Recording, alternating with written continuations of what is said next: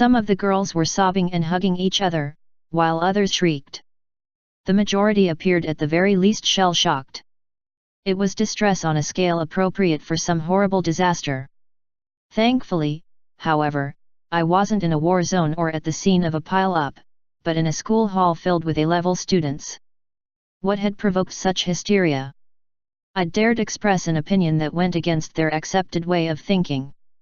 Generation Snowflake is the term for these teens, one that's now used frequently in the US and becoming more common here.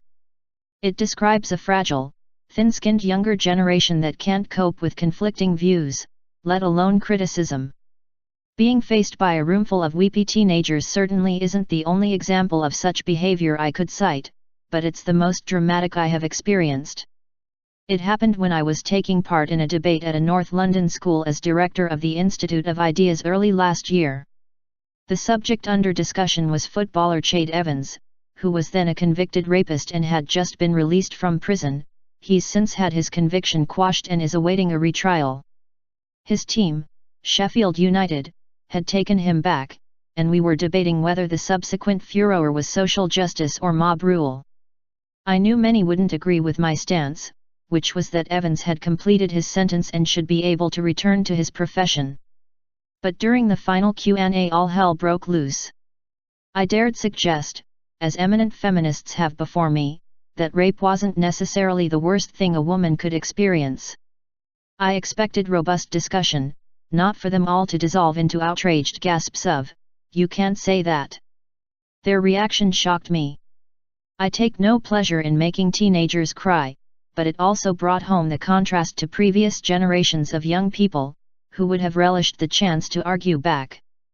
It illustrated this generation's almost belligerent sense of entitlement. They assume their emotional suffering is superior. Express a view they disagree with and you must immediately recant and apologize.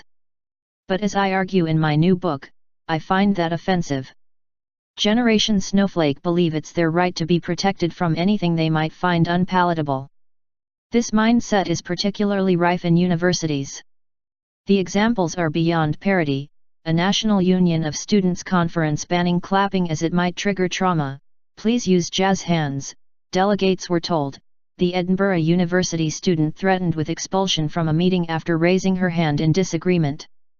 Last year, students at the University of East Anglia banned a Mexican restaurant from giving out sombreros because of racist stereotyping. Of course, it's not just women who embody Generation Snowflake, and not every young person fits the criteria. But there is a strand of self-absorption and fragility running through this generation, all too ready to cry victim at the first hint of a situation they don't like. We need a younger generation that's prepared to grow a backbone, go out into the world, take risks and make difficult decisions. Otherwise the future doesn't bode well for any of us.